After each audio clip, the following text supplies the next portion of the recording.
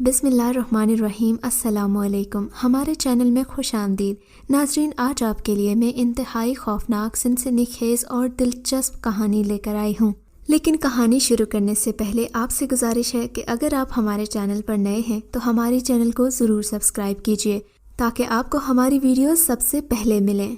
گورکن پیشہ تو نہیں، مگر ہم باپ دادا کے زمانے سے یہی کام کرتے آ رہے ہیں۔ پہلے یہ قبرستان قصبہ کا تھا اور میرے دادا رضاکارانہ مرنے والوں کی قبریں تیار کرتے تھے۔ پھر قصبہ کے رہائشیوں نے باقاعدہ میرے دادا کو قبرستان کی دیکھ بھال کے لیے ملازم رکھ لیا۔ صرف پہلے ہمدردی کے طور پر میرے دادا مرنے والوں کے لاحقین سے مل کر قبر تیار کر دیا کرتے تھے، لیکن جب بڑی مسجد کے امام صاحب نے جمعے کی نماز پڑھاتے سب نمازیوں کے ذمے 1 روپیہ گورکن کی اجرت کے نام پر مقرر فرما دیا، جو مسجد کے خزانچی کے پاس جمع ہوا کرے گا۔ مہینہ ختم ہونے پر جو بھی گورکن کے نام پر دیا ہوگا وہ اس کے سپرد کر دیا جائے گا۔ میرے والد سمیت دادا جان کی 4 اولادیں تھیں، یعنی 3 بیٹے اور 1 بیٹی۔ میرے والد سب سے بڑے تھے۔ قصبے کے باہر آخری کونے میں ہمارا گھر تھا۔ میں نے اسی گھر میں آنکھ کھولی تھی۔ جب ذرا بڑا ہوا تو اپنے والد سمیت گھر کے سبھی لوگوں کو قبروں پر کام کرتے دیکھا۔ کوئی لیپائی کر رہا ہے تو کوئی صفائی میں مصروف ہے۔ میں بھی اپنی پھوپھی کے ساتھ قبروں پر لگائے پھول پودے اور درختوں کی دیکھ بھال میں ان کا ہاتھ بٹاتا تھا۔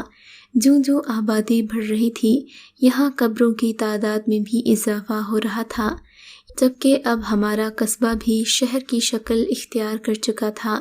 جہاں بہت ساری تبدیلیاں ہوئی تھیں، وہاں پھوپھی بیاہ کر دوسرے شہر چلی گئیں۔ دونوں چچا بھی اپنے اپنے گھر والے ہو گئے۔ دادا جی فوت ہو گئے، ان کی جگہ میرے والد صاحب کو ڈیوٹی مل گئی۔ میری عمر اب 14-15 سال کی ہو چکی تھی۔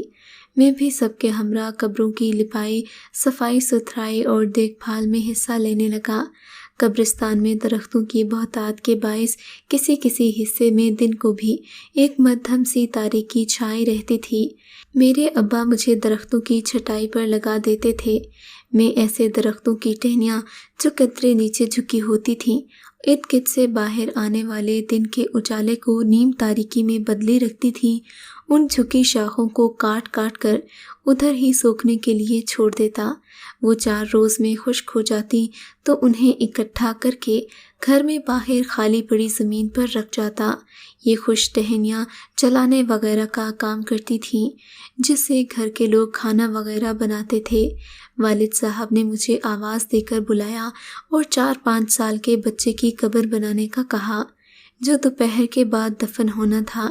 ساتھ ہی قبر کی نشاندہی بھی کی، جو قبرستان کے آخری کونے میں جہاں اوکاں کے درخت کا جھنڈ تھا، کیونکہ ادھر ہی مرنے والے بچے کے دیگر لوگوں کی بھی قبریں تھیں۔ میں نے قبرستان کا سامان اور پینے کے پانی کا ڈول سنبھالا اور اس طرف چل پڑا۔ کسی سے گھاس پھوس اور جھاڑیاں بٹا کر زمین ہموار کی اور قبر بنانے کے لیے کدال سے مٹی کو ہٹانے لگا۔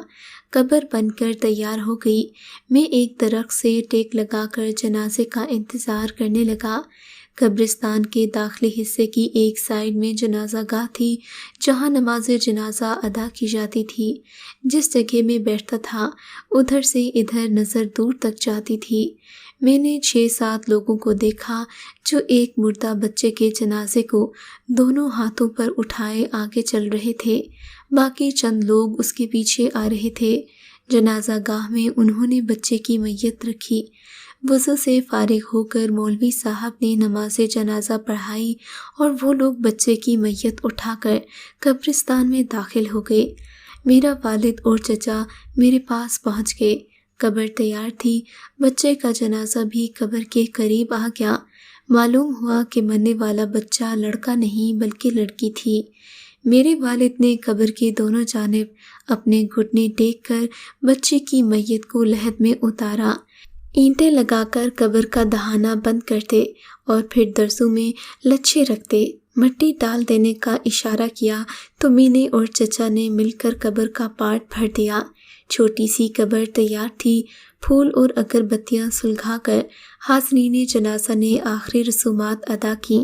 لڑکی کے والد نے قبر کی مزدوری والد صاحب کے ہاتھ پر رکھی اور واپسی کے لیے چل پڑے۔ میں اپنا سامان اٹھا کر کھولی کی طرف آ گیا تاکہ ڈھول وغیرہ رکھ کر آرام کے لیے گھر کے اندر چلا جاؤں۔ قبر بنانے کی مشقت خاصی جان مارنے کے مترادف تھی۔ ویسے بھی ہم میں سے جو بھی قبر کی کھدائی کرتا تھا اسے 2-4 گھنٹے آرام کی اجازت تھی۔ سامان رکھ کر میں نے نہانے کے لیے تولیہ اٹھایا اور اینٹوں کی بنی 4 دیواری کے سامنے لٹکتا پردہ ایک طرف کرتے ہوئے پھر سے کپڑا درست کیا اور بالٹی میں بھرے پانی سے نہانے لگا جو والدہ نے تھوڑی دیر پہلے ہی میرے لیے بھر کر رکھا تھا۔ نہانے سے طبیعت میں تازگی پھیل گئی۔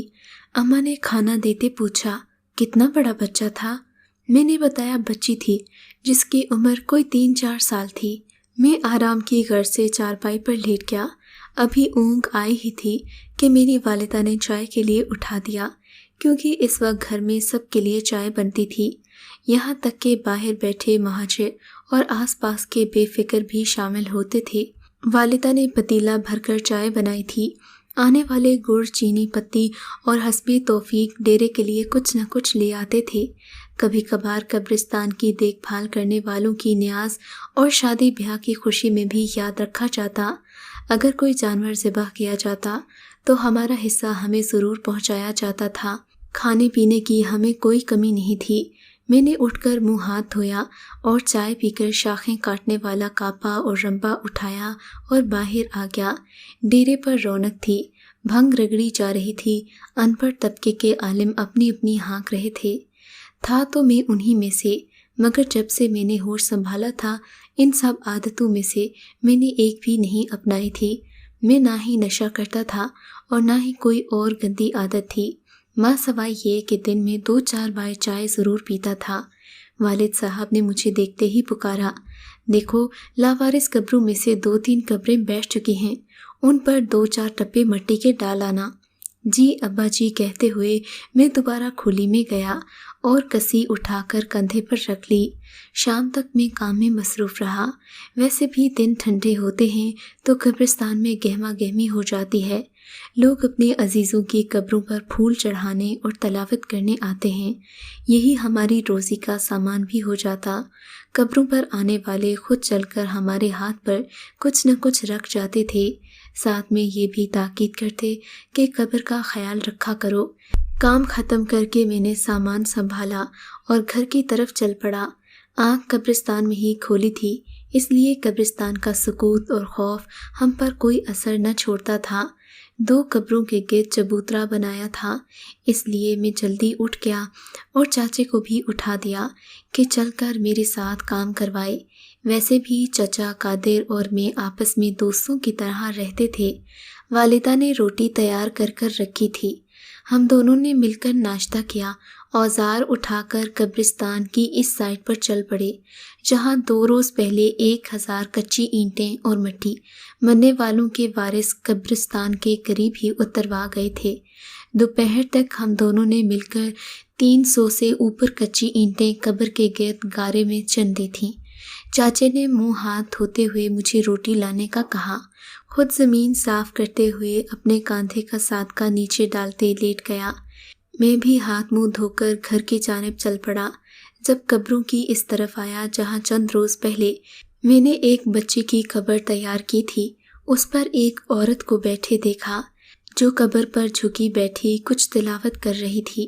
مجھ پر نگاہ پڑتے ہی اس نے اپنی نظریں پھیر لیں اور پڑھنے کی سپیڈ ذرا مدھم کر لی۔ میں رکے بغیر آگے بڑھ گیا۔ والدہ نے کھانا پہلے ہی باندھ رکھا تھا۔ میں بغیر رکے پوٹلی اٹھا کر الٹے قدموں واپس ہو گیا۔ وہ عورت اسی انداز میں بیٹھی آہستہ آہستہ پڑھائی کر رہی تھی۔ میں وہاں سے نگاہیں نیچے کیے واپس آ گیا۔ بھوک کے معاملے میں ہم چچا بھتیجا بے صبرے تھے۔ مجھے آتے دیکھ کر ہی وہ اٹھ کر بیٹھ گیا۔ میں نے کھانے کی پوٹلی نیچے رکھ دی اور گلاس دھونے لگا۔ پانی ڈھول میں موجود تھا۔ کھانے کے دوران صرف قبروں کی حد بندی کے بارے میں ہماری گفتگو ہوئی۔ خالی برتن اسی کپڑے میں باندھ کر درخت کی جھکی ڈال پر لٹکا دیے اور ادھر ادھر کی باتوں میں مصروف ہو گئے۔ دن ڈھلنے سے پیشتر ہم نے کام بند کیا اور اوزار سنبھال کر گھر کی جانب چل پڑے۔ جب ہم درختوں کے جھنڈ کے پاس آئے تو وہ عورت اسی انداز میں پوزیشن بدلے چھوٹی سی قبر کے سرہانے بیٹھی کچھ پڑھنے میں مخاطب تھی۔ میں نے چاچے کو مخاطب کر کے کہا، یہ کب سے اس قبر پر بیٹھی ہے اور ابھی تک پڑھائی کیے جا رہی ہے؟ چچا نے کہا، یہ اسی بچے کی والدہ ہوگی۔ ہر جمعرات عشاء کے بعد آس پاس کے لوگ جمع ہو جاتے، جن میں شوقیہ نعت خواں اور قوال بھی ہوتے۔ رات گئے تک محفل جاری رہتی تھی۔ میں نے نہا دھو کر کھانا کھایا اور باہر آ کر بیٹھ گیا۔ والد صاحب بھی حسب معمول موجود تھے۔ کافی رونق تھی۔ سائیں صاحب بھی آئے ہوئے تھے۔ چائے کا بڑا دیگچا آگ پر رکھے ہوئے ہم آس پاس بیٹھے تھے۔ تھوڑی دیر میں ہی نعت کا سلسلہ شروع ہو گیا۔ 2-4 نعت خواں آئے ہوئے تھے۔ چائے کا دوسرا راؤنڈ چل رہا تھا کہ میری نظر قبروں کے درمیان سے گزرتی اسی عورت پر پڑی جو صبح سے اس بچے کی قبر پر بیٹھی پڑھ رہی تھی۔ ابھی نیم تاریکی کا ماحول تھا۔ ویسے اور بھی لوگ تھے قبرستان میں ادھر ادھر قبروں پر فاتحہ خوانی کرتے ہوئے، مگر یہ عورت صبح سے مجھے 3-4 بار نظر آ چکی تھی، اسی لیے میں اس کی طرف متوجہ ہو جاتا۔ اب میرا دھیان اسی کی طرف تھا۔ کئی ایسے سوالات تھے جو میرے ذہن میں گردش کر رہے تھے۔ اگر یہ عورت جس کی عمر اتنی زیادہ نہیں کہ بچی کی والدہ تھی تو سارا دن اس کی قبر پر کیوں گزارا؟ باقی لوگ بھی قبروں پر فاتحہ خوانی کرنے آتے ہیں مگر زیادہ سے زیادہ آدھا گھنٹہ رکتے ہیں۔ یہ عورت تو صبح سے شام تک قبر پر بیٹھی رہتی ہے۔ میرے تسلسل کو سائیں صاحب نے توڑا جو چائے کی پیالی پکڑے میرے سر پر کھڑے تھے۔ میں نے پیالی ان کے ہاتھ سے پکڑتے ہوئے دوبارہ عورت کی طرف دیکھا۔ وہ تیز تیز چلتی جنازہ گاہ کی طرف مڑ چکی تھی۔ قوال اپنا اپنا ساز سنبھالے اس کی لے اور سر کی دیکھ بھال میں لگے ہوئے تھے۔ قبرستان کے پرسکون ماحول میں ہارمونیم اور طبلے کی آواز نے ایک سماں باندھ دیا تھا۔ اس عورت کی طرف سے میرا دھیان کم ہو کر اس پارٹی کی طرف ہو گیا۔ چاروں طرف وجدان کی بارش ہو رہی تھی۔ قوال پارٹی کی سنگت کے سبھی لوگوں کی آوازیں آپس میں گھی شکر کا مزہ دے رہی تھیں۔ رات گئے تک یہ سلسلہ چلتا رہا۔ آہستہ آہستہ سبھی لوگ اٹھ کر اپنے اپنے گھروں کی طرف چلے گئے۔ والد صاحب وہیں سوتے تھے۔ نیم کے درخت کے نیچے تنے کے ساتھ ٹیک لگائے سارا دن گزار دیتے اور رات زمین پر بچھی دری کے اوپر بستر ہوتا۔ ہمیشہ سے عبادت گزار تھے۔ شروع دن سے آس پاس کے مرد و خواتین اپنی اپنی حاجات کے لیے ان کے پاس دعا کروانے آتے۔ رات چارپائی پر پڑے پڑے مجھے اس عورت کا خیال آ گیا جو اپنی بچی کی قبر پر سارا دن گزار کر دن ڈھلے قبرستان سے واپس اپنے گھر گئی تھی۔ خدا جانے میں اس کے بارے میں اتنا کیوں سوچ رہا تھا۔ چہرہ تک میں اس کا دیکھ نہیں پایا تھا مگر پھر بھی میں اس کے بارے میں طرح طرح کے خیالات سوچتا رہا۔ پتہ نہیں کب نیند کی آغوش میں گم ہو گیا۔ صبح اٹھ کر روزمرہ کے کاموں کو لے کر اپنا سامان اٹھایا اور چچا کے ساتھ قبروں کا تھڑا مکمل کرنے چل پڑا، مگر ان درختوں والے راستے پر پہنچ کر مجھے زبردست جھٹکا لگا۔ وہ عورت بچی کی قبر کے پیروں کی طرف اسی انداز سے سر جھکائے بیٹھی تھی۔ اس کی پیٹھ ہماری جانب تھی، اسی لیے وہ ہمیں دیکھ نہیں پائی۔ ہم آگے آگے چلتے اس کے قریب سے گزر کر قبروں کی تیاری میں آ لگے۔ چچا کو تو اس سے کوئی لینا دینا نہیں تھا، مگر 2 روز سے میں اس کی پراسراریت کے ہاتھوں الجھا ہوا تھا۔ پانی لانے کے بہانے میں خالی کنستر اٹھا کر ہینڈ پمپ کی طرف چل پڑا۔ اصل میں پانی تو میں نے جان بوجھ کر مٹی میں انڈیل دیا تھا تاکہ میں اس عورت کا جائزہ لے سکوں جو بچی کی قبر پر آج بھی آئی ہوئی تھی۔ میں نے دور سے دیکھا، اب وہ بچی کی قبر کے سرہانے اس انداز میں جھکی ہوئی تھی جیسے نماز کی ادائیگی میں بندہ مسجد میں بیٹھا ہوتا ہے۔ میں نے اپنی رفتار تیز کر لی تاکہ اس کے قریب سے گزرتے اس کا بھرپور جائزہ لے سکوں۔ وہ مجھ سے بے خبر سر جھکائے بیٹھی رہی۔ اس کا سارا دھیان اپنی پڑھائی کی طرف تھا۔ میں نے جان بوجھ کر زور سے کھانسی کی مگر وہ اسی انداز میں جھکی رہی۔ اس کے چہرے پر نقاب نہیں تھا۔ میں نے اپنی رفتار قدرے دھیمی کرتے ہوئے اس کے چہرے کا جائزہ لیا۔ तीखे नकूश, रंग खिलता हुआ, मोटी आंखें जो बंद होने के बावजूद भी अपनी शनाख्त बयान कर रही थीं। चेहरे से 40-45 साल दिखाई दे रही थी। हाथों की मखरूती उंगलियां और नेल पॉलिश से बेनियाज तराशे हुए नाखून उसकी परहेजगारी का पता दे रहे थे। ये सब कुछ मैंने अपनी याददाश्त में रख लिया और हैंड पंप की तरफ हो गया। पानी भरने के बाद जब मैंने दरख्तों के झुंड की तरफ देखा तो वो उसी हालत में मुझे बैठी नज़र आई। जब तक वो मुझे नज़र आ रही थी मेरी आंखें उसी पर थीं। मैंने पानी रखते हुए चचा को मुखातिब किया। वो औरत 2 दिन से इसी बच्चे की कब्र पर बैठी, कभी सरहाने और कभी पैरों की तरफ बैठी पढ़ती रहती है। यार छोड़ो, उसे पढ़ने दो, बैठी होगी उसकी रूह के सवाब के लिए। सभी अपने अपने लोगों की कब्रों पर आकर पढ़ते हैं, तुम अपने काम से काम रखो। चचा ने ईंटों को एक दूसरे पर रखते हुए मेरी बात को हवा में उड़ा दिया। शाम तक हम दोनों ने कब्रों के चारों जानिब थड़ा मुकम्मल कर लिया और जाने की तैयारी करने लगे। हम जब दरख्तों के झुंड के पास आए तो वो औरत कब्र के दरमियानी हिस्से पर अपना हाथ रख के पढ़ाई में मशगूल थी। चचा ने गौर से उस औरत का जायज़ा लिया और मुझे आगे बढ़ने का इशारा किया। चंद कदम आगे आकर उन्होंने मुझे मुखातिब किया और बोले, यार मैं एक अरसे से इन कब्रों के लवाहिकीन को आते जाते देखता रहा हूँ, मगर ये औरत मैंने इन कब्रों पर कभी नहीं देखी। खुदा जाने इसका किस फैमिली से ताल्लुक़ है। मुझे तो लगता है ये दुरानी साहब के ख़ानदान की है। ये शहर में कपड़े का कारोबार करते हैं। इनका एक भाई सरकारी मुलाजिम है। शायद ये उसी बच्ची की कब्र है जिसकी कब्र तुमने तैयार की थी। समझ नहीं आती ये क्या माजरा है। चलते हुए चचा ने मरने वाली बच्ची के बारे में मुझे बताया। चचा हर जुमेरात को शहर में चक्कर लगाने जाते। जिन दुकानदारों के रिश्तेदारों और प्यारों की कब्रें इस कब्रिस्तान में थीं, वो कुछ न कुछ ज़रूर देते रहते। मैं चचा की ज़ुबानी सब तफसील सुनकर खामोश हो गया। हालांकि मैंने यही अमल दोहराया कि सब ठीक है, मगर अंदर से जो आवाज़ आई वो गैर यकीनी की थी। घर आकर मैं नहाया, काम वाले कपड़े उतारकर साफ जोड़ा पहना, ये कहकर बाहर की तरफ चल पड़ा कि खाना खाकर आता हूँ। मेरा रुख तकिए की बजाय दूसरी जानिब था जहाँ कब्रिस्तान की हद ख़त्म होती थी।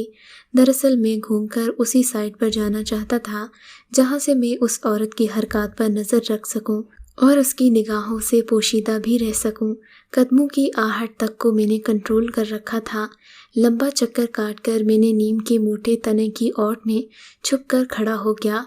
अभी दिन की रोशनी में औरत की पुश्त पर खड़ा उसे देख रहा था। वो बच्ची की कब्र के सिरहाने बैठी कुछ पढ़ने में मसरूफ़ थी। आज वो जिस कपड़े पर बैठी हुई थी उसका रंग गहरा सुर्ख था।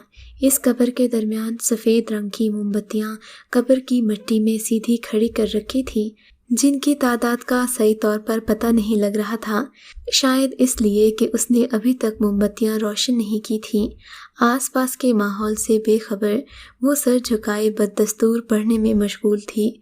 मुझे तो ये अंदाज़ा हो चुका था कि वो जो कोई भी है मगर उसके इरादे ठीक नहीं हैं, क्योंकि जब से मैंने होश संभाली थी आज तक लोगों को इस तरह यकसुई से कभी कब्र के दरमियान और कभी सरहाने, कभी पैरों की तरफ जगह बदल बदल कर घंटों के हिसाब से पढ़ते नहीं देखा था। मैं उसकी हर हरकत पर नज़र रखे हुए था। दिन नीम तारीकी तरफ गामज़न था। अचानक उस औरत ने अपना झुका हुआ वजूद ऊपर उठाया और करीब पड़ी माचिस उठाकर मोमबत्तियाँ रोशन करने लगी। जितनी भी मोमबत्तियाँ कब्र की कच्ची मिट्टी में बेवस थीं वो सब रोशन हो चुकी थीं। अब उसने बच्ची की कब्र का सरहाना छोड़कर पैरों की तरफ खड़े होकर कुछ बुड़बुड़ाना शुरू कर दिया। उसकी आवाज़ कतरे मध्यम थी, मगर कब्रिस्तान की गंभीर खामोशी में मुझे कतरे सुनाई दे रही थी। जहाँ तक मैं सुन रहा था वो बार बार एक ही वेट कर रही थी। हल्के अंधेरे की चादर चारों जानिब को फैल चुकी थी, मगर वो बगैर किसी डर के उसी तवातर से पढ़ने में गुम थी। मोमबत्ती की रोशनी में उसका चेहरा दमक रहा था।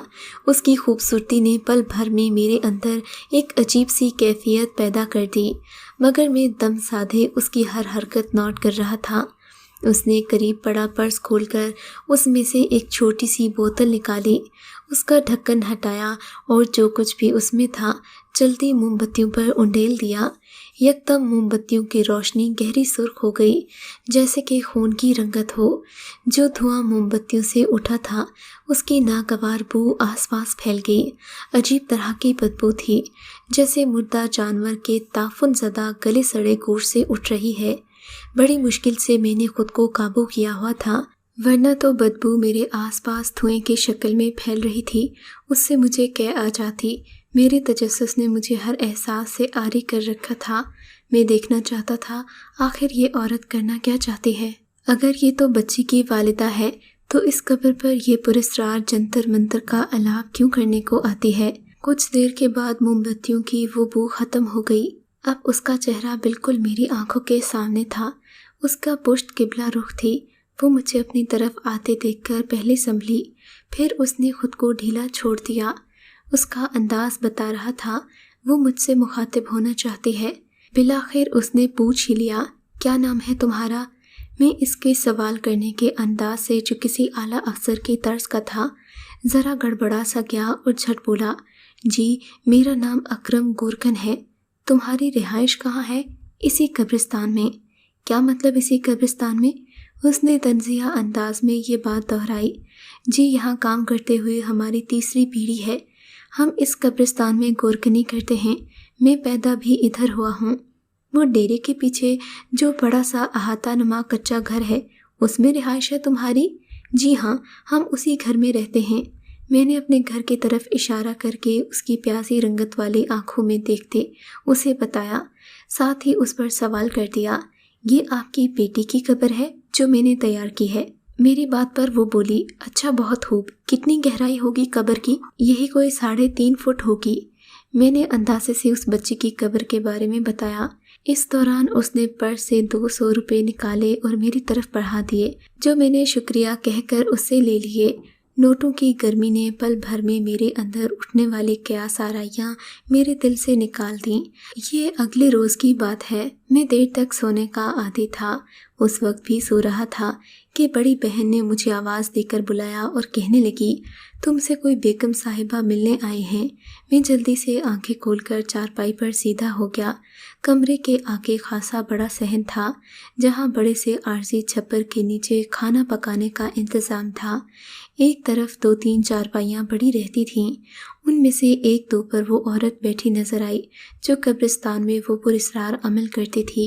उसे देखकर मैं चौंका और कुछ देर सोचता रहा। उसके यहाँ आने से मैं कुछ परेशान सा हो गया। बहरहाल कुछ देर गौर करने के बाद जल्दी से मैंने अपना हुलिया दुरुस्त किया और उठकर कमरे से बाहर निकल आया। मेरे चेहरे पर बरसती परेशानी को उसने भांप लिया। वो उठते हुए बोली, मैं कब्र पर आई थी, सोचा कि आप लोगों से मिलती जाऊं।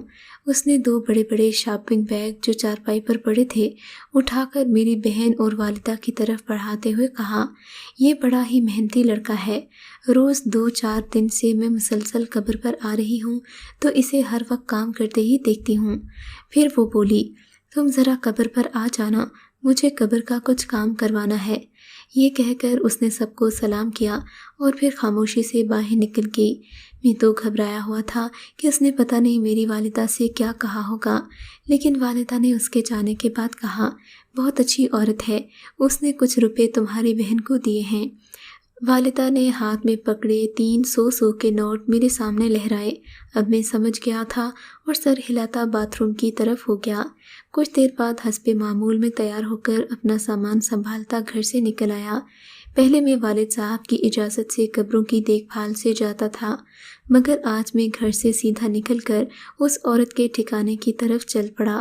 वो मरने वाली बच्ची की कब्र पर रोज़ पढ़ने आती थी। आज भी मुझे कब्र के करीब ही बैठी मिल गई। मैं अपना सामान करीब वाली पक्की कब्र की हदबंदी पर रखते हुए उसके पास आ गया। जी, आपने मुझे बुलाया था? उसने मुख्तसर से इशारे के साथ मुझे बैठने का कहा। मुझे तुम्हारी मदद की ज़रूरत है, जिसके बदले में तुम्हें मुँह मांगी रकम दूंगी। उसके लहजे में कोई पुरस्कार सी बात थी। जी, अगर मेरे बस में हुआ तो ज़रूर आपकी मदद करूँगा। मैंने हिम्मत जमा करके उसे जवाब दिया। दरअसल ये जिस कब्र पर मैं बैठी हूँ, इसमें मौजूद मरने वाली बच्ची को मैं अपने इल्म के ज़ोर पर ज़िंदा करने की कोशिश कर रही हूँ।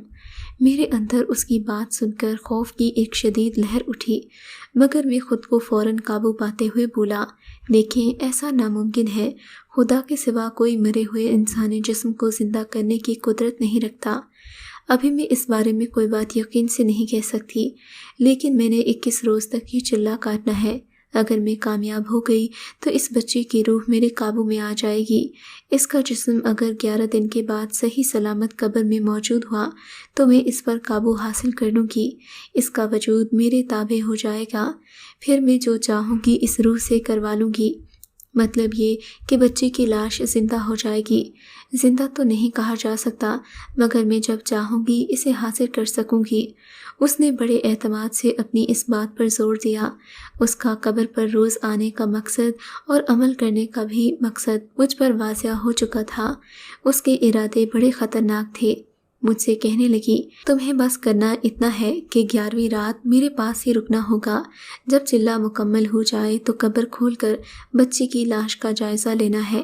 اس نے پر امید انداز سے میری طرف دیکھتے ہوئے کہا۔ اسے شاید امید تھی کہ جس طرح اس نے مجھے اور میرے گھر والوں کو چند 100 روپے دے کر متاثر کیا ہے، ان کی وجہ سے میں اسے قطعاً انکار نہیں کر سکتا۔ میں سوچ میں پڑ گیا۔ قبرستان میں قبریں کھودتے پھر انہیں دوبارہ مٹی ڈال کر بناتے ہوئے میرے دل سے قبرستان کا خوف نکل چکا تھا، لیکن حقیقت ہے کہ اس عورت نے مجھے خوفزدہ کر دیا تھا۔ مجھے سوچ میں دیکھ کر اس نے پاس پڑے پرس سے کافی سارے نوٹ نکالے اور میری طرف بڑھا دیے۔ اس کا یہ وار کارگر تھا۔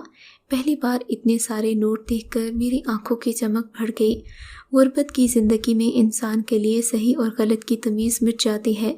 میں نے نوٹ اس کے ہاتھ سے لے کر جیب میں رکھتے ہوئے اس کا ساتھ دینے کی حامی بھر لی۔ کچھ دیر بیٹھنے کے بعد میں سلام کر کے وہاں سے اٹھ گیا۔ اب میرا معمول بن گیا کہ روز اس کے آس پاس ہی رہتا۔ وہ بھی سمجھدار تھی، جاتے ہوئے کچھ نہ کچھ میرے ہاتھ پر رکھ جاتی۔ میں نے یہ راز کسی پر آشکار نہیں کیا کہ یہ عورت اس قبر میں دفن بچی کی کچھ نہیں لگتی، بس اس قبر میں کوئی سفلی شیطانی عمل کرنے کے لیے روز آتی ہے۔ ساتھ ہی اس نے مجھے بھی اپنا آلائے کار بنا رکھا تھا۔ جو کوئی بھی اسے قبر پر بیٹھے دیکھتا یہی سمجھتا کہ وہ اپنے کسی قریبی عزیز کی قبر پر بیٹھی کچھ پڑھ رہی ہے۔ آج اس کے عمل کا 11واں دن تھا۔ اپنے پیاروں کی قبر پر کوئی ایک آدھ شخص بھی آ جاتا تو فاتحہ پڑھ کر واپس فوراً چلا جاتا۔ صبح سے میرا دل عجیب کیفیت میں مبتلا تھا۔ آج بھی مجھے رات کے کسی پہر اس بچی کی لاش قبر سے نکالنے جانا تھا۔ یہ سوچ کر ہی میرا دل گھبرا رہا تھا۔ ایک دل کرتا اسے جواب دے دوں، مگر دل میں پھیلے لالچ نے میرے سارے خدشات ہوا کر دیے۔ میں 2-3 بار چکر لگا چکا تھا، مگر وہ بددستور بیٹھی پڑھائی کرتی نظر آئی۔ اندھیرا پھیلنے پر میں دوبارہ قبروں کے بیچ چلتا ہوا اس بچے کی قبر پر آیا تو وہ قبر کے درمیانی حصے پر دونوں ہاتھ رکھے کچھ پڑھنے میں مصروف تھی۔ میں ایک طرف ہو کر بیٹھ گیا اور اس پر نظریں گھاڑتیں۔ کچھ دیر کے بعد اس کے وجود میں حرکت ہوئی۔ اس نے آنکھیں کھول کر اندھیرے میں میری طرف دیکھا۔ اس کی آنکھوں کی چمک دیکھ کر میں گھبرا گیا۔ وہ کسی بلی کی مانند چمک رہی تھیں۔ کچھ پل وہ مسلسل میری طرف دیکھتی رہی، گہری نظروں سے دیکھنے کے بعد بولی، آج رات گئے تک یہاں میں رکوں گی، اگر تم چاہو تو میرے پاس چلے آنا، یہ یاد رہے کہ کسی کو میرے پاس آنے کی خبر نہ ہو۔ جی بہتر، اب میں بیٹھوں یا جاؤں؟ میرا مطلب میری کوئی ضرورت تو نہیں، میری طرف سے تم ساری رات میرے پاس رہو۔ اس کے لہجے میں عجیب طرح کی اپنائیت تھی۔ میں نے اپنی نگاہیں جھکاتے ہوئے کہا، میں اپنی مرضی کا مالک ہوں، ویسے بھی گھر والوں کی زیادہ فکر نہیں ہوتی۔ اگر میں تمام رات ادھر آپ کے پاس رک جاؤں تو انہیں یہی لگے گا کہ آج رات میں باہر ہی سو گیا ہوں۔ میں نے جان بوجھ کر یہ کہا تھا، صرف اپنی بات کا رد عمل محسوس کرنے کے لیے۔ جواب پر وہ مسکراتے ہوئے بولی، تو ٹھیک ہے، تم میرے ساتھ ادھر رہو، میرے ساتھ میرے گھر چلو گے، منظور ہے؟ میں نے کہا، مجھے کوئی اعتراض نہیں، اگر آپ لے جانا چاہیں تو میں کیوں منع کروں گا۔ کچھ دیر وہ خاموش رہی اور پھر بولی، ٹھیک ہے، میں نے فیصلہ کر لیا ہے، تم میرے ساتھ چلو گے، ادھر میرے قریب ہی بیٹھے رہو، ورنہ 12 بجے سے پہلے میرے پاس چلے آنا قبر کشائی کے لیے۔ میں نے کہا، ٹھیک ہے، میں ایک بار جا کر گھر والوں کو اپنی شکل دکھاتا ہوں تاکہ انہیں یہ نہ لگے کہ میں گھر سے غائب ہوں۔ اس کے بعد وہ دوبارہ پڑھائی میں مصروف ہو گئی اور میں واپس گھر کی طرف چل پڑا۔ گھر کی طرف چلتے ہوئے میرے ذہن میں طرح طرح کے خیالات آ رہے تھے۔ میں نے گھر والوں سے سرسری سی بات کی اور پھر اسی عورت کے پاس چلا آیا۔ اس نے کہا ابھی 12 بجنے میں پورے 20 منٹ رہتے ہیں، جب پورے 12 کا وقت ہوگا تو تم قبر کی مٹی ہٹاؤ گے اور پہلی ضرب لگاؤ گے۔ پھر اس نے پرس سے بوتل نکالی، جو کچھ بھی اس میں تھا اسے قبر کے چاروں طرف انڈیل دیا۔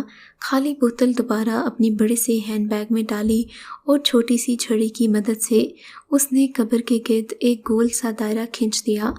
پھر وہ چھڑی اس نے بچی کی قبر کے پیروں والی سائڈ پر زمین میں گاڑ دی اور پڑھنے بیٹھ گئی۔ میرا دھیان اس کے ہاتھوں کی جانب تھا کہ کب وہ مجھے اشارہ کرے گی اور کب میں قبر سے مٹی ہٹاؤں گا۔ لکڑی اس نے قبر کے اوپر اپنی نگاہوں کے سامنے رکھ چھوڑی تھی۔ میں نے اپنا طے کردہ کرتا اتار کر پاس والی قبر پر رکھ دیا اور مٹی کھودنے والا اوزار ہاتھ میں لے لیا۔ جب اس نے مجھے مٹی ہٹانے کا کہا تو میں نے فوراً ہی کام شروع کر دیا۔ تھوڑی ہی دیر بعد قبر کی اینٹیں نظر آنے لگیں۔ میں نے گھوم کر اس کی طرف دیکھا۔ اس نے ہاتھ کے اشارے سے اینٹیں ہٹانے کو کہا۔ آج پہلی بار میرے دل کی دھڑکن تیز ہوئی تھی۔ میں نے خود پر قابو کرتے ہوئے اپنی مردانگی کا مظاہرہ کرتے ہوئے پہلی اینٹ ہٹائی۔ قبر سے ایک عجیب سی بدبو نکلی اور پورے ماحول میں پھیل گئی۔ وہ چھوٹی سی ٹارچ جو اس کے ہاتھ میں پکڑ رکھی تھی لے کر قبر کے اندر جھک گئی۔ ٹارچ کی روشنی میں باقی کی ساری اینٹیں بھی میں نے ہٹا دیں۔ روشنی میں بچی کی میت کفن میں لپٹی ہوئی تھی۔ اوپر گہرے سرخ رنگ کا دوپٹہ اسی حالت میں تھا۔ پہلی بار میں یہ سب کر رہا تھا۔ مجھے علم بھی نہیں تھا مرنے کے بعد میت کی پوزیشن کیا ہوتی ہے۔ وہ مجھے باہر آنے کا کہہ کر خود کھدی ہوئی قبر میں اتر گئی۔ اس کی دیدہ دلیری پر میں حیران رہ گیا۔ پھر وہ قبر میں بیٹھ کر کچھ پڑھنے لگی۔ وہ فارغ ہوئی تو اوپر نکلی۔ اس کی آنکھیں چمک رہی تھیں۔ بولی اینٹیں اسی ترتیب سے لگا کر قبر بند کر دو۔ اس نے دھیمی آواز میں کہا۔ میں نے ایک ایک کر کے اینٹیں واپس رکھ دیں۔ باہر نکل کر قریبی درخت کی نرم ٹہنیاں توڑ کر لحد کے چاروں جانب جما دیں تاکہ مٹی تعویذ کے اندر نہ جا سکے۔ پھر ساری مٹی گڑھے کے اندر احتیاط سے بھر دی۔ وہ بھی ہاتھ جھاڑ کر اوپر آ گئی اور بولی میرے ساتھ چلو گے؟ اس نے عجیب انداز میں کہا تھا۔ میں نہ چاہتے ہوئے بھی اس کے ساتھ چلا آیا۔ ہم قبروں کے درمیان بنی پگڈنڈیوں پر چلتے ہوئے شہر کی جانب آ گئے۔ چاروں جانب بھوک کا عالم تھا۔ میں ساتھ ساتھ چلتے ہوئے ایک بستی میں پہنچ گیا جو نواحی بستی کے نام سے جانی جاتی تھی۔ 2-4 گلیوں کے بعد وہ ایک واجبی سے گھر کے پاس آ کر رک گئی۔ اس نے بیگ سے چابی نکالی اور دروازہ کھول کر مجھے پیچھے آنے کا اشارہ کیا۔ نیچے والے حصے میں 2-3 کمروں میں سے ایک کی لائٹ روشن تھی۔ مجھے برآمدے میں کھڑا کر کے وہ اس کمرے میں داخل ہو گئی۔ آج اتنی دیر لگا دی تم نے؟ اندر سے کسی عورت کی آواز آئی۔ بس ماں، آج کام زیادہ تھا اسی لیے چھٹی دیر سے ملی، اس نے جواباً پوچھنے والی کو مطمئن کرتے ہوئے کہا۔ ٹھیک ہے اماں، تم سو جاؤ، مجھے ابھی بھی تھوڑا کام ہے، اس نے بوڑھی عورت سے کہا اور خود اوپر والی سیڑھیوں کی طرف بڑھ گئی۔ میں بھی اس کے ساتھ چلتا چلتا پیچھے والے پورشن میں آ گیا۔ اس کا کمرہ بڑی نفاست سے آراستہ تھا۔ برتن ادھر ادھر کرنے کی آواز سے پتہ چل رہا تھا کہ وہ کھانے کا بندوبست کر رہی ہے۔ میں کرسی پر بیٹھا اس کے کمرے کا جائزہ لے رہا تھا۔ تھوڑی دیر بعد وہ واپس آئی۔ اس کے ہاتھ میں گرم کھانا تھا۔ اس نے میز کے بیچ پڑی کرسیوں کو سیدھا کیا اور پھر اس پر کھانا سجا دیا۔ کھانے کے بعد ہم نے مختلف قسم کی باتیں کیں۔ زیادہ تر باتیں اس کے عمل کے بارے میں تھیں۔ اس نے مجھ سے مدد کرنے کا وعدہ لیا، میرے ہاتھ پر کچھ پیسے رکھے اور پھر مجھے رخصت کر دیا۔ بلا شبہ وہ ایک حسین عورت تھی۔ اگلی رات بھی اس نے مجھے قبرستان میں ملنے کا کہا تھا۔ میں بھی بنا کسی تاخیر کے وہاں پہنچ گیا۔ آج وہ وقت سے پہلے ہی وہاں موجود تھی، مگر اس کے بیٹھنے کا انداز پہلے سے مختلف تھا۔ مجھ پر نظر پڑتے ہی وہ مسکرائی جیسے میرا خیر مقدم کیا ہو۔ میں اس سے چند قدم کا فاصلہ رکھ کر بیٹھ گیا، مگر چور نظروں سے میں اسی کو دیکھ رہا تھا۔ قبروں کے درمیان مجھے ایک چھوٹی سی لڑکی دکھائی دی جس نے خود کو سفید لبادے میں چھپا رکھا تھا۔ وہ کبھی ایک قبر پر اور کبھی دوسرے قبر پر یوں گھومتی جیسے وہ کسی تفریحی پارک میں سیر کر رہی ہو۔ اس بچی کو اچانک دیکھ کر میرے دل اندر سے سخت ہونے کے باوجود بھی دھڑکنے لگا۔ بچی پر سے نظریں ہٹا کر میں نے اس عورت کی طرف دیکھا۔ وہ آنکھیں بند کر کے منہ میں کچھ بڑبڑا رہی تھی۔ میں اس بچی کو کھلی نظروں سے دیکھ رہا تھا جو اب قبر کی پختہ منڈیر پر جا بیٹھی ٹانگیں ہلا رہی تھی۔ پہلے میں نے سوچا بچی سے بات کروں، مگر پھر عورت کے خیال سے چپ ہو گیا جس نے مجھے کچھ بھی کرنے سے منع کیا تھا۔ تھوڑی ہی دیر کے بعد وہ اٹھی، قبروں سے بچتی ہوئی اس بچی کے عین سامنے جا کر رک گئی۔ میں نے غور کیا، مجھے پتہ چلا کہ اس لڑکی کے جسم پر سفید لباس لپٹا ہوا تھا جو اس کا کفن تھا۔ عورت نے بچی کا ہاتھ تھام کر اسے مٹی کی منڈیر پر سے نیچے اتار لیا اور واپسی اسی قبر پر لا کھڑا کیا۔ خود زمین پر بچھائے سرخ کپڑے پر رکوع کی طرح جھک گئی، بالکل اسی حالت میں جیسے سجدہ کرنے لگی ہو۔ چند پل وہ اسی حالت میں رہی، پھر سیدھا ہو کر اس نے اپنے پرس کو کھولا، اس میں سے چھوٹی سی بوتل نکالی، اس کا ڈھکن اتار کر جو اس میں سیاہ مادہ پڑا ہوا تھا بچی کے سر پر اونڈیل دیا۔ ایک ناگوار سی بدبو آس پاس پھیل گئی، جیسے کچا گوشت جلدی تیز ہوا پر پھینک دیا گیا ہو۔ پہلے ہی اس نے ایسی بوتل میں سے کچھ اونڈیلا تھا جس سے بدبو آئی تھی۔ پھر اچانک ہی عورت کی آنکھیں سرخ ہو گئیں۔ اس نے مجھے وہاں سے جانے کا اشارہ کیا۔ میں نے بھی بنا کسی سوال جواب کے وہاں سے جانا ہی مناسب سمجھا۔ آج میرے دل پر عجیب سی گھبراہٹ طاری تھی۔ اگلا سارا دن میں نے سو کر گزار دیا۔ شام کو ماں نے مجھ سے کچھ سودا سلف منگوایا جو میں شہر سے لے کر واپس قبرستان آ رہا تھا۔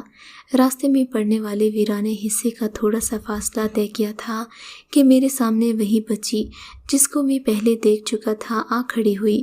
اس کا چہرہ نمایاں دکھائی دے رہا تھا۔ میں اسے اپنے سامنے پا کر یکدم گھبرا گیا۔ وہاں سے بھاگنے کا سوچ رہا تھا کہ اسی لمحے میرے کانوں میں آواز آئی، انکل مجھے بچا لیں، میں آپ کی منت کرتی ہوں، آپ میری حفاظت کریں، مجھے اس شیطان عورت سے بچائیں۔ وہ بول رہی تھی، میں بت بنا کھڑا تھا، اپنی آنکھوں کے سامنے لہراتے بچی کے حالے کو دیکھ رہا تھا جو آہستہ آہستہ دور ہو رہا تھا۔ انکل میری مدد کریں۔ بچی کی آواز میں بلا کا درد تھا، بچی کی آواز میں بلا کا درد تھا۔ مجھ پر بھی عجیب سا خوف طاری ہو گیا۔ آہستہ آہستہ بچی کا حالہ قبر سے غائب ہو گیا۔ پہلی بار مجھے لگا قبرستان کے ماحول سے ڈر محسوس ہو رہا تھا، جیسے سارے قبرستان میں قبروں کے مکین اپنی اپنی قبروں سے باہر نکل کر میرا محاسبہ کرنے کے درپے ہوں۔ میں اس بچی کی قبر کے قریب بیٹھے بڑی ندامت سے پاؤں کی جانب ہاتھ رکھتے ہوئے بولا، بیٹی مجھے معاف کر دینا، وقتی طور پر لالچ کی آگ میں گر پڑا تھا۔ میں تم سے وعدہ کرتا ہوں اس بدبخت کے ارادے کو پورا نہیں ہونے دوں گا۔ یہ کہتے ہوئے مجھے لگا میرا وجود ہوا سے بھی ہلکا ہو گیا ہو، مگر میرے بچی کی مدد کرنے کی نوبت ہی نہیں آئی۔ کئی دنوں تک وہ عورت قبرستان پر ہی نہیں آئی۔ بالآخر مجھے ہی اس کے گھر جانا پڑا۔ اس نے میرے گھر آتے ہی میرا والہانہ استقبال کیا اور پھر کنڈی چڑھاتے ہوئے مجھے اپنے پیچھے سیڑھیوں کی طرف چلنے کا اشارہ کیا۔ آگے چلتے چلتے ہم اوپر کمرے میں آ گئے۔ وہ فریج کی طرف چلی گئی۔ میرے سامنے اس نے فروٹ اور شربت رکھتے ہوئے پوچھا، خیر تو ہے، آج کیسے مجھے یاد کیا؟ میں نے کہا، آپ کئی دنوں سے قبرستان نہیں آ رہی تھیں، سوچا کہ خود جا کر آپ کی خیریت پوچھاؤں۔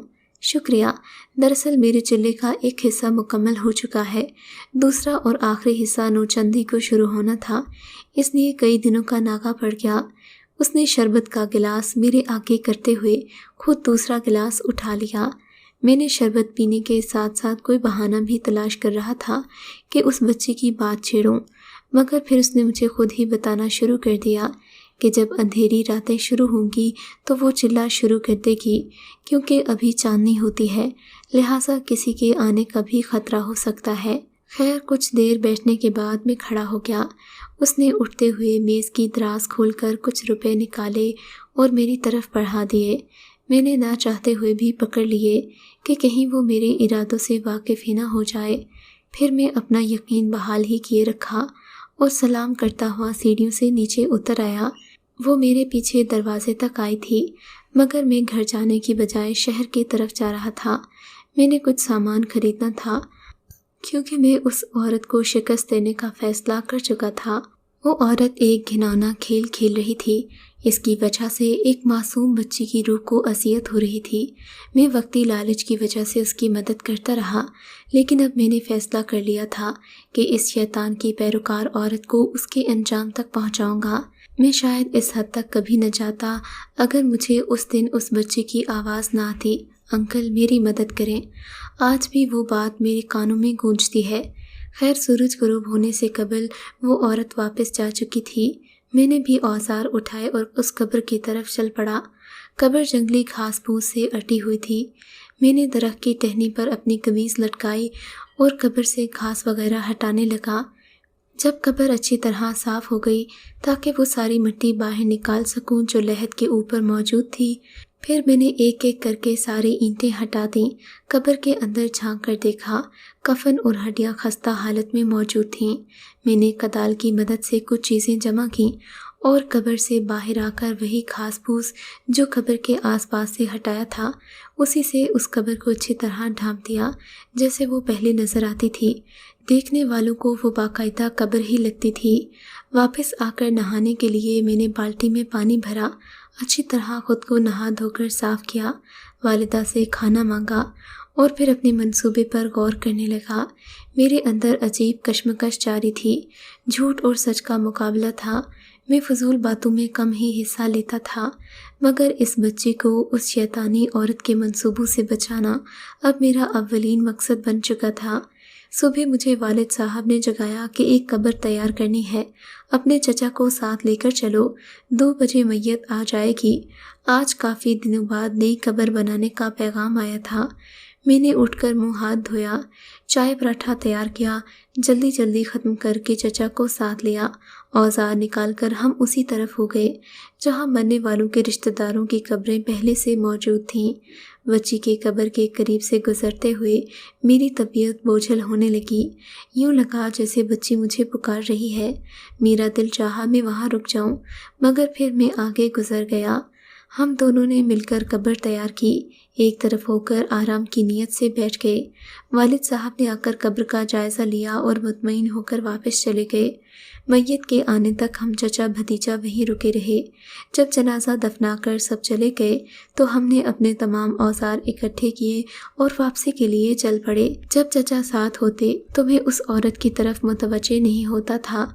خیر، جب چچا اپنا کام کر کے چلے گئے تو میں اسی عورت کے پاس آ گیا جو قبر کے سرہانے بیٹھی میری طرف پیٹھ کیے ہوئے تھی۔ اس کے آس پاس ایک ناگوار بدبو پھیلی ہوئی تھی۔ یکدم قبر کے اوپر ہلکا سا دھواں لہرانے لگا۔ مجھے اس ناگوار دھوئیں اور بو سے الجھن محسوس ہوئی۔ کچھ دیر میں نے سانس روکے رکھا، پھر اچانک میری نظر اٹھی۔ میں نے ایک سفید روشنی سی دیکھی جو دیکھتے ہی دیکھتے بچی کی شکل اختیار کر گئی۔